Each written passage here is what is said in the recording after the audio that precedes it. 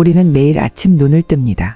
어제와 다른 오늘을 기대하지만 일상의 루틴에 익숙해진 모습이 어느 땐 기계처럼 여겨지기도 합니다.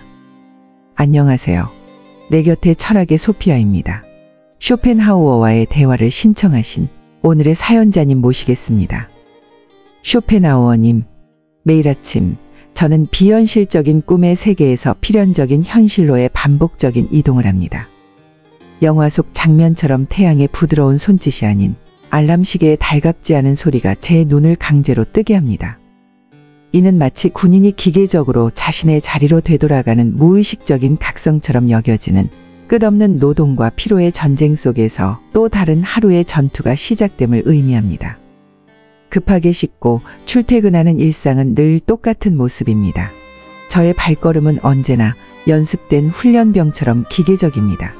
일터에 도착하면 사소한 일이든 중요한 일이든 벽돌처럼 쌓여 있습니다.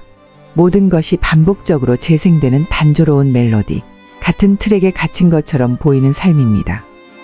에너지가 방전된 퇴근 시간이 되면 저는 일시적인 안도감을 갖고 집으로 돌아갑니다. 저녁 식사의 작은 위안, 순간적인 탈출은 순환의 또 다른 부분이 됩니다. 그러나 저는 즐거움을 위해 먹고 쉬는 것이 아니라 해가 뜰 때 동일한 기능을 수행하도록 내 몸인 기계의 연료를 공급하기 위한 식사와 휴식을 하는 것 같습니다. 매일 밤 잠들기 전에 짧은 침묵은 나는 언제쯤 이 괴로운 삶에서 벗어날 수 있을까의 질문을 반복하곤 합니다.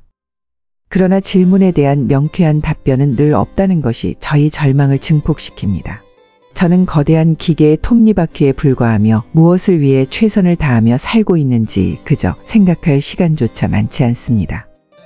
이러한 반복된 생각은 불안의 매듭을 더욱 조입니다.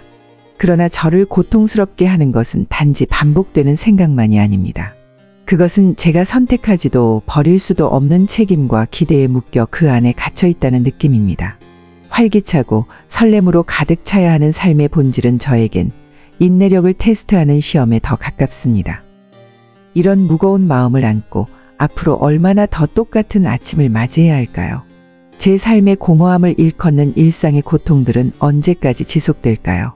날이 갈수록 더 커져만 가는 이러한 절망감은 어찌해야 할까요? 제 안에는 뭔가 더 많은 것, 일이 가져다 주었던 불꽃들을 다시 불러일으키는 무언가에 대한 깊은 갈망이 있습니다. 그러나 삶의 기쁨은 지쳐가는 그늘 아래서 점점 더 희미해지는 것 같습니다. 쇼펜하우어님, 제게 이러한 고통에서의 탈출구는 있을까요? 아니면 이러한 무의미한 반복들을 그냥 받아들여야 하는 건지요? 매일 저는 활력이 넘치는 새로운 하루를 받아들이고 싶고 삶을 재발견할 수 있는 길이 있기를 바라지만 고통스런 수많은 생각들로 점점 더 마음이 무거워지기만 합니다. 매일 아침 귀하는 부드러운 햇빛이 아닌 요란한 알람 소리에 깨어나 꿈의 세계에서 삶의 가혹한 현실로 전환하는 자신을 발견합니다. 이 일상은 단조로움과 피로가 반복되는 전투 군인의 삶을 반영합니다. 직장에서 일하는 하루는 끝없는 일로 가득 차 있고 생각에 잠기는 밤에는 깊은 절망감에 시달립니다. 귀하는 이 끊임없는 순환의 목적에 의문을 제기하고 삶의 기쁨과 활력을 재발견할 수 있는 방법을 갈망하고 있습니다. 귀하의 경험은 내 철학 전반에 걸쳐 논의한 주제와 깊은 관계를 갖고 있습니다.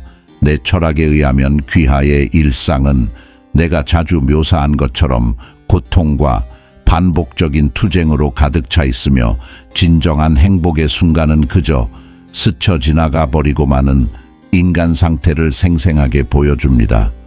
귀하는 삶에 대한 도전을 하고 있습니다. 그러나 이 도전은 단순히 고통의 탈출구를 찾는 것이 아니라 고통에 대한 더 깊은 이해와 의미를 찾는 것이 되어야 합니다. 여기에는 삶에 내재된 고통을 받아들이고 이를 힘과 통찰력의 원천으로 바꾸는 것이 포함됩니다. 내 철학에 따르면 삶에 내재된 고통을 받아들이는 것은 삶을 극복하는 데 있어 매우 중요한 부분입니다. 내가 자주 논의했듯이 고통은 인간 존재에서 피할 수 없는 부분임을 깨달아야 합니다.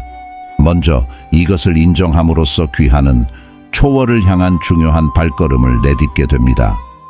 또한 인생의 고통을 인식하는 것은 체념이 아니라 권한 부여임을 알아야 합니다.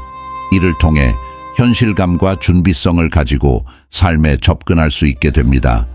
이러한 이해는 거짓된 희망과 달성할 수 없는 욕망의 족쇄에서 귀하를 해방시킬 것입니다. 귀하가 통제할 수 있는 것, 즉 인생에서 피할 수 없는 도전에 대한 반응에 집중하십시오. 이러한 통찰력을 활용하려면 내면의 회복력과 도전을 성장과 지혜의 기회로 보는 관점을 키우는 것이 좋습니다. 명상, 철학적 연구 또는 예술에 대한 깊은 참여와 같이 정신적, 정서적 역량을 기를 수 있는 활동을 수용하십시오. 이러한 활동은 위로를 제공할 뿐만 아니라 정신을 풍요롭게 하여 우아함과 용기를 가지고 인생의 폭풍우를 헤쳐나갈 수 있도록 도움을 줄 것입니다. 반성과 감사의 순간을 포함하도록 일상을 새롭게 정의하는 것을 고려해 보십시오.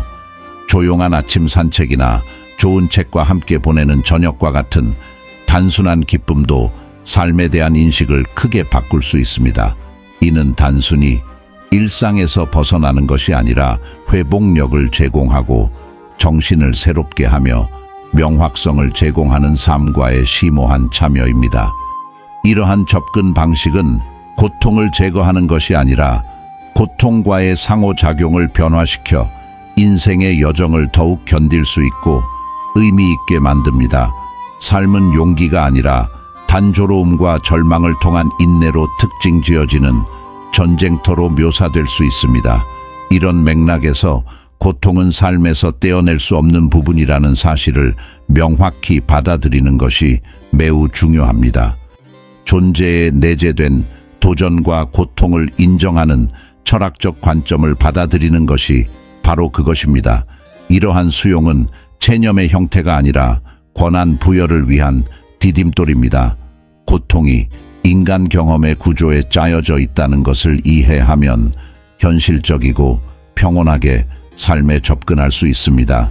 이러한 깨달음은 기대를 완화하고 진정으로 영향을 받을 수 있는 것, 즉 반응과 내면의 회복력에 에너지를 집중시키기 때문에 매우 중요합니다. 인생에서 고통의 역할을 받아들이고 이해하면서 그것을 성장의 촉매제로 사용하십시오. 그러한 철학적인 사고를 따라가다 보면 존재의 한계뿐만 아니라 무한한 가능성에 대해서도 깨달을 수 있게 됩니다. 이 철학적 여정을 통해 귀하는 일상과 절망의 깊은 곳에서도 심오한 기쁨과 성취를 향한 가능성이 있다는 것을 발견하게 될 것입니다.